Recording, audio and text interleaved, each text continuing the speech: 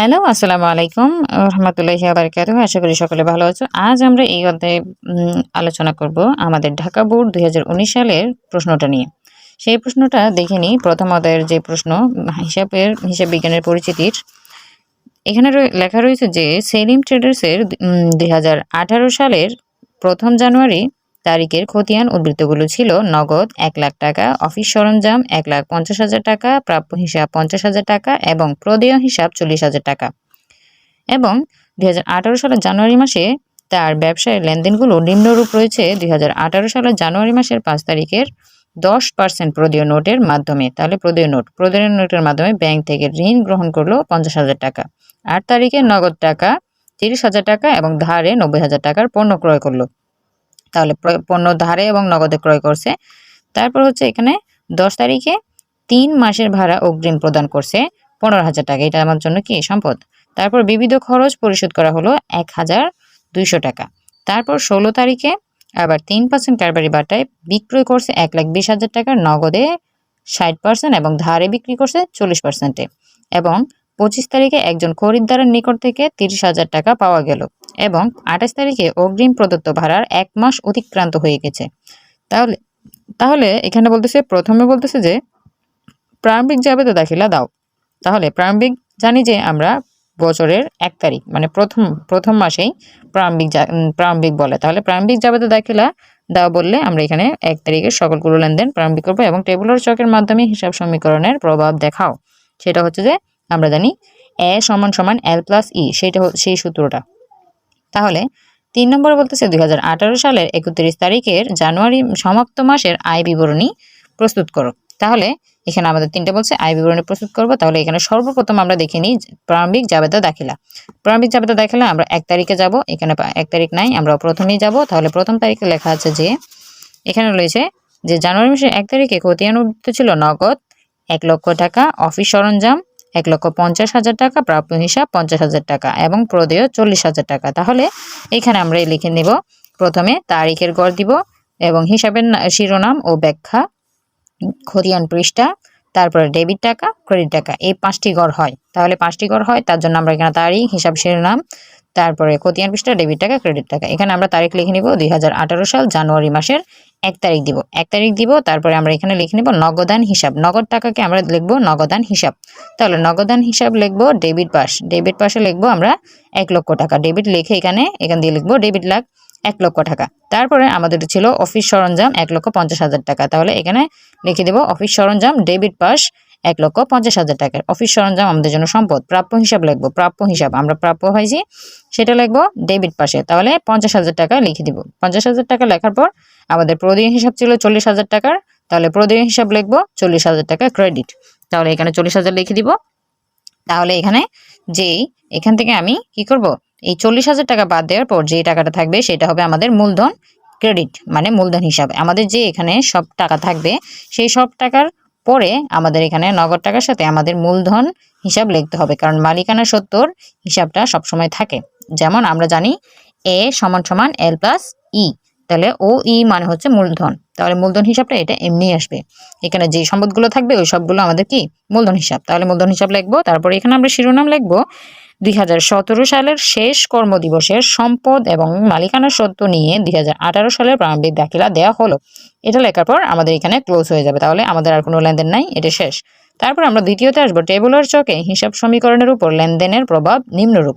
তাহলে নিম্নরূপ লিখে আমরা এখানে একটি বক্স আঁকবো। আঁকার পর এখান দিয়ে তারিখের জন্য, এখান দিয়ে মন্তব্যের জন্য 2টা ঘর আলাদা করে ফেলবো। মাঝখান দিয়ে আবার একটা করে দাগ দিব। এখান দিয়ে হালকা একটু জায়গা রেখে দিব। জায়গা রাখার পর এখান দিয়ে আমরা কিছু ঘর রাখবো। সেটি হলো সর্বপ্রথম আমরা এখান দিয়ে কি করব, এখানে একটা ঘর রাখবো, এখান দিয়ে একটা ঘর রাখবো, এখান দিয়ে মাঝখান দিয়ে একটা ঘর এঁকে নিব। এঁকে নেওয়ার পর এখান থেকে একটা ঘর এঁকে এখান দিয়ে আমরা এই যে এইটার শুধু এতটুকু মাঝখান দিয়ে কেটে দিব। তাহলে আমাদের এখানে হবে আমাদের দায় আর মালিকানা সত্ত্বের ঘরগুলো, আর এখানে হবে সকল সম্পদের ঘর। তাহলে এখানে আমাদের যে সম্পদের ঘরের সবসময় নগদটা আগে লিখে ফেলবো, নগদ। আর এখান দিয়ে লিখে দিব স্বত্বাধিকার।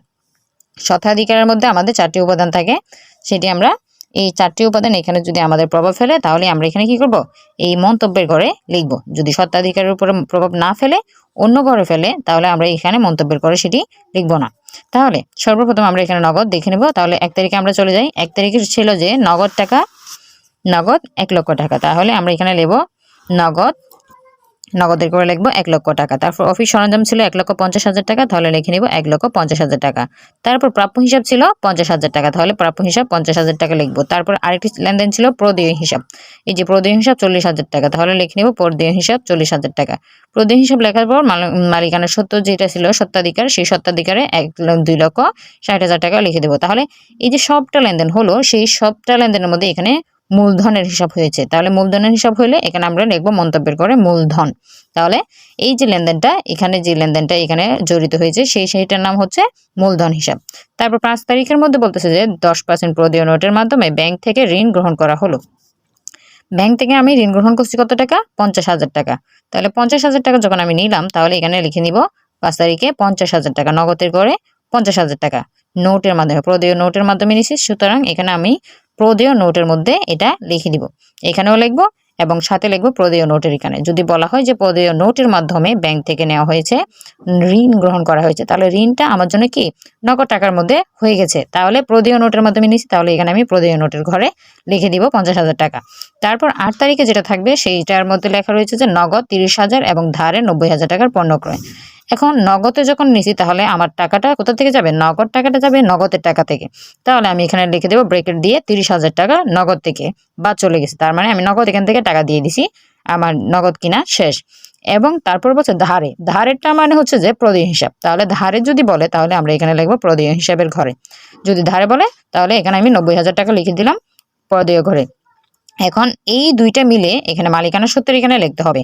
তাহলে 90 আর 30 হচ্ছে 1,20,000 টাকা। তাহলে এখানে আমি মালিকানা সূত্রের ঘরে লিখে দুটোটাকে বিয়োগ করে দিলাম ব্রেকেট করে। তাহলে এটি কিসের জন্য হলো, পণ্য ক্রয়ের জন্য লেনদেনটি হয়েছে। মালিকানা সূত্র থেকেও কমছে এবং সম্পদের থেকেও কমছে। তাহলে এখানে আমরা লিখে দেব পণ্য ক্রয়, তার মানে পণ্য ক্রয়ের কারণে এটি চলে গেছে। তাহলে এটা আমরা লিখবো পণ্য ক্রয়, মন্তব্যের ঘরে লিখবো পণ্য ক্রয়। তারপর 10 তারিখে বলতেছে 3 মাসের ভাড়া অগ্রিম প্রদান করা হলো 50,000 টাকা। এখন 10 তারিখে 50,000 টাকা নগদ প্রদান করছে, অগ্রিম প্রদান করে ফেলছে। তাহলে অগ্রিম প্রদান করলে নগদ টাকা থেকে গেছে, তাহলে নগদ টাকায় লিখবো 15,000 টাকা ব্রেকেট, তার মানে বিয়োগ, ব্রেকেট মানে কি বিয়োগ করা। তাহলে অগ্রিম ভাড়া আমি সম্পদের ঘরে লিখবো, কারণ অগ্রিম ভাড়াটা আমার জন্য সম্পদ। তাহলে সম্পদের ঘরে লিখবো 15,000 টাকা। এখানে লিখবো প্রথমে নগদের টাকা থেকে দিছি এবং অগ্রিম ভাড়া দিছি, তাহলে এখানে 15,000 টাকা এই দুই ঘরে লিখে দিব। এটা এখানে প্রভাব ফেলে নাই, মালিকানা সত্ত্বে প্রভাব ফেলে নাই, তাই এখানে কোনো ধরনের মন্তব্য হবে না। তারপর এখানে 12 তারিখ, 12 থেকে বলছে বিবিধ খরচ পরিশোধ করা হলো 1,200 টাকা। তাহলে এখানে লিখবো বিবিধ খরচ 1,200 টাকা, এখানে নগদে এবং স্বত্বাধিকার থেকে গেছে। তাহলে বিবিধ খরচ লিখে দিব, দুনো ঘর থেকে যাবে। তাহলে বিবিধ খরচ লিখলাম 1,200 টাকা। তারপরে লিখবো আমরা এখানে আমাদের যে 3% কারবারি বাট্টায় পণ্য বিক্রয় 1,20,000 টাকা, নগদে 60% এবং ধারে হচ্ছে 40%। এখন এটাকে আমরা বের করব। এখন এটাকে করার জন্য আমরা সর্বপ্রথম এই যে আমাদের 1,20,000 টাকা রয়েছে সেটি আমরা লিখে নিব। লেখার পর এটাকে আমরা 3% করে দিব, 3 শিফট দিয়ে সমানে দিব, পার্সেন্টেজ হয়ে যাবে। তাহলে 3,600 টাকা আসছে। এই 3,600 টাকা আমরা এই 1,20,000 থেকে বিয়োগ করব। তাহলে 3,000 টাকা 1,20,000 থেকে যদি আমি বিয়োগ করি তাহলে 3,600 টাকা 1,20,000 থেকে বিয়োগ করব। বিয়োগ করলে আসে এটা। তাহলে এটা থেকে আমি এখন আবার কি করব, এই যে 6% নগদ, এই নগদেরটা বের করব, 60% নগদেরটা বের করব। নগদেরটা বের হয়েছে কত, 68,000, সরি, এই যে টাকাটা আসছে এই টাকাটা আমরা এখানে কি করব, লিখে দিব। তাহলে এটা দেখো মিলে গেছে। তাহলে 69,840 টাকা। তাহলে 69, এখানে এই টাকাটা নগদের ঘরে লিখবো। তাহলে এইটা নগদে 60%, সেই জন্য আমরা কি করব, নগদের ঘরে লিখে দেবো। নগদের ঘরে লেখার পর এটাকে বের করতে হবে। এখন এটাকে আমরা কি করব, একইভাবে লিখব 1,20,000 গুণ 3% তো আমরা আগেই করছি, 3% করলে আমরা বের করছিলাম এটা। তাহলে 3,600 টাকা বাদ দিছিলাম। তাহলে এখান থেকে আমরা বাদ দিয়ে দিব ৩,৬০০ টাকা। এইটার সাথে এখন আমরা 40% দিব। 40% দিলে আমাদের পরেরটা বের হয়ে যাবে। তাহলে পরেরটা দেখো ৪৬,৫৬০ টাকা। এই টাকাটা লিখে দিব আমরা প্রাপ্য হিসাবে, কারণ এটা আমাদের জন্য ধারে। ধারে যখন আমরা এটা প্রাপ্য করে লিখে দিব। তাহলে প্রাপ্য করে লেখার পর এখানে নগদের ঘরে নগদেরটা লিখবো এবং প্রাপ্য করে লিখবো বাকিটা। এই দুইটাকে আবার কি করব আমরা যোগ করে এখানে মালিকানা সত্ত্বের ঘরে লিখে দিব, স্বত্বাধিকারের ঘরে লিখে দিব। আর এটার লেনদেন হবে পণ্য, মন্তব্য হবে পণ্য বিক্রয়, কারণ এটি পণ্য বিক্রয়ের জন্য আছে। আর এখানে যদি আসে পণ্য ক্রয়, তাহলে পণ্য ক্রয়ে লিখবো। পণ্য ক্রয় হলে এখানে লিখবো, পণ্য বিক্রয় হলে এভাবে লিখবো। তাহলে এরপরের লেনদেন হচ্ছে, এখন আমরা 25 তারিখেরটা লিখে দেব। 25 তারিখে কি বলেছে? 25 তারিখে বলছে একজন খরিদ্দারের নিকট থেকে 30,000 টাকা পাওয়া গেল। তাহলে 25 তারিখে 30,000 টাকা পাওয়া গেছে, তার মানে প্রাপ্য হিসাব থেকে কাটা যাবে। প্রাপ্য হিসাব থেকে আমি খরিদ্দারের থেকে পাইছি, খরিদ্দার দিয়েছে আমাকে 30,000 টাকা, তাহলে এখান থেকে কাটা যাবে, ব্র্যাকেটে দিয়ে দিব। আর এখানে নগদ টাকা পাইছি, তাহলে খরিদ্দারের থেকে নগদ টাকা পাইছি, এই জন্য এখানে যোগ হবে আর এখান থেকে বিয়োগ হয়ে যাবে। আর এখানে যখন মালিকানা সত্ত্বে এটার কোনো প্রভাব পড়ে নাই, তাহলে এখানে আমি মন্তব্যের করে কিছুই লিখবো না। এরপরে হচ্ছে 28 তারিখ। 28 তারিখে বলতেছে অগ্রিম প্রদত্ত ভাড়ার 1 মাস অতিক্রান্ত হয়েছে। তাহলে এখানে আমি কি করব? অগ্রিম ভাড়া এখান থেকে 3 মাসের ভাড়া থেকে এখানে আমরা 1 মাসের ভাড়া বের করব। তাহলে 3 মাসে আমি অগ্রিম কত দিয়েছিলাম? 3 মাসের অগ্রিম ভাড়া দিয়েছি আমি 15,000 টাকা। তাহলে এখানে আমি 15,000 টাকা লিখব। 15,000 টাকা লেখার পর ভাগ দিব কি দিয়ে? 3 দিয়ে। 3 দিয়ে ভাগ করার পর কি বের হলো?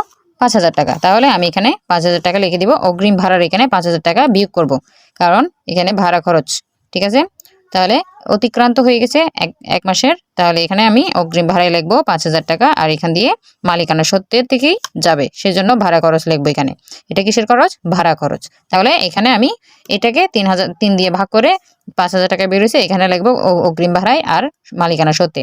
এরপর এখানে যেগুলো আছে সবগুলো যোগ দিয়ে আর বিয়োগের গুলো বিয়োগ করে এখানে যেটা বের হবে এই যে এটা এখানে আমরা লিখে দিব। এখানে হচ্ছে 90, 1,30,000 এখানে লিখে দিব। তারপর এখানে যেটা এই সবগুলো বিয়োগ করে যেগুলো থাকবে সেগুলো এখানে লিখে দিছি, এবং দুটোটা যদি পাশে পাশে মিলে যায় তাহলেই আমাদের উত্তর হয়ে যাবে। এরপর হচ্ছে আমাদের এই যে দেখো এখানে 15,000 ছিল, এখানে 5,000, এখান থেকে 5,000 চলে গেছে, আর তাকে কত? 10,000। তাহলে যেগুলো বিয়োগ যাবে সেগুলো বিয়োগ করবো, আর যেগুলো যোগ যাবে সেগুলো যোগ করে এখানে বসাই দিব। বসাই দেওয়ার পর এখন আমরা যাব 3 নম্বরে। 3 নম্বরে বলতেছে যে সেলিম ট্রেডার্সের বিশদ আয় বিবরণী করা হলো। তাহলে এখানে আমি 2028 সালের 31 জানুয়ারি সমাপ্ত মাসের লেনদেনটা আমরা কি করব? এই আয় বিবরণী করব, বিশদ আয় বিবরণী। তাহলে বিশদ আয় বিবরণীর মধ্যে প্রথমে আমরা বিক্রয় লিখে নিব। বিক্রয় লিখব, বিক্রয় কত? 1,20,000 টাকা। 1,20,000 টাকা। এই যে এখানে আমরা লেনদেনটা করেছিলাম 3% কারবারি বাটায় পণ্য বিক্রয় 1,20,000 টাকা। তাহলে এটা হচ্ছে 1,20,000 টাকা। এখান থেকে বাদ যাবে এই যে বিক্রয় বাটা। বিক্রয় বাটা কত এসেছিল? 3% করার সময় আমাদের কি আসছিল? 3,600 টাকা আসছিল। তাহলে এখানে দেখো আমরা যখন 1,12,000 টাকা লিখি, 3% করার পরে এখানে কত আসে? 3,600 টাকা আসে। তাহলে 3,600 টাকা আসলে এটা আমরা এখানে কি বিক্রয় বাটা বাদ লিখে বিক্রয় বাটা লিখে দিব। লেখার পর এটা চলে যাবে। তারপরে লিখবো আমরা আমাদের বিক্রিত পণ্যের ব্যয়। এরপর আমরা এখানে লিখবো আমাদের যেই বিক্রিত পণ্যের ব্যয়। বিক্রিত পণ্যের ব্যয় এখান থেকে আমরা কি করব? 3,600 টাকাকে বিয়োগ করব। বিয়োগ করার পর যে টাকাটা থাকবে এই টাকাটা আমরা এখানে লিখে দিব। লিখে দেওয়ার পর আমরা যে ক্রয় করেছিলাম 90,000 টাকা ধার এবং নগদে, এই যে 8 তারিখের মধ্যে 90,000 টাকা ধার এবং 3,000 টাকা ক্রয়ে, সেটি আমরা এখানে লিখে দিব। তাহলে এখানে যে নগদের 30,000 টাকা এবং ধারে 90,000 টাকা ছিল, সেটাকে আমরা ক্রয় লিখে এখান দিয়ে 90 প্লাস 30,000 টাকা এখানে লিখে দিব। লিখে দেওয়ার পর এখান থেকে এখানে বিয়োগ করার পরে যে 3,600 টাকা, এটা হচ্ছে আমাদের মোট ক্ষতি। তারপরে বাদ দিব পরিচালন ব্যয়। পরিচালন ব্যয়ের মধ্যে যে টাকাটা থাকবে সেটা হচ্ছে বিবিধ খরচ। বিবিধ খরচে ছিল আমাদের 1,200 টাকা। 1,200 টাকা লিখবো। 2,200 টাকা লিখে তারপরে এখানে যে ভাড়া খরচ ছিল সেই ভাড়া খরচটা 5,000 টাকা বের হয়েছিল 1 মাসের। সে 1 মাসের 5,000 টাকা বের করে দিবে। তারপরে এখানে 5,000 আর এই 1,200 টাকা মিলে হয়েছে 6,200 টাকা। তাহলে এখানে হয়ে যাবে 9,800 টাকা। এখান দিয়ে সবকিছু করার পরে এই যে এটা আর এটা মিলে হয়ে যাবে আমাদের এখানে কত? 9,200 টাকা, 800 টাকা। তাহলে নিট ক্ষতি হচ্ছে আমাদের জন্য 9,800 টাকা। তাহলে এটা হচ্ছে আমাদের ক্লোজ। তাহলে এখানে আমরা দুইটি টান দিয়ে এটাকে এখানে সমাপ্তি করে দেব। তাহলে এটা হচ্ছে আমাদের পরিমাণ, টাকার পরিমাণ, আর এটা হচ্ছে বিস্তারিত। তাহলে এখানে বিবরণ আর বিস্তারিত টাকা লিখলেও হবে। এখানে বিবরণ দিয়ে টাকা দিয়ে লিখবা, এই ব্রেকেট করে এখান দিয়ে ক্লোজ করে দিবে, শেষ। তাহলে এই ক্লাসের পর যদি তোমাদের অন্য কোনো সৃজনশীল বোর্ডের লাগে তাহলে আমাকে বলবে। আর এই ক্লাসটি যদি তোমাদের ভালো লেগে থাকে তাহলে অবশ্যই আমাদের লাইনে সাবস্ক্রাইব করে রাখবে চ্যানেলের মধ্যে এবং আমাদের সাথে থাকবে। আশা করি ভালো থাকবে, সুস্থ থাকবে এবং আমাদের সাথে থাকবে। আল্লাহ হাফিজ।